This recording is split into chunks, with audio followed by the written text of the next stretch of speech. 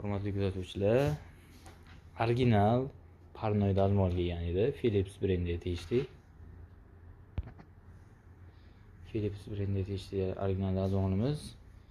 Buni 24 voltli relisi bo'ladi. Mana bu dazmolni qo'shadigan. Pardan tashqari mana bu teni bor, shuni qo'shadigan relis kuygan ekan. Buni tayyorlab qo'ydik. Hop, keyin Artel brendiga tegishli bu ham parnoy dazmol. Buni muammosi oddiy suv qo'yganning hisobiga mana bu yerga ichkarida nakib qurumlar paydo bo'lib, yaxshi chiqazmay qolgan mana bu yerdan.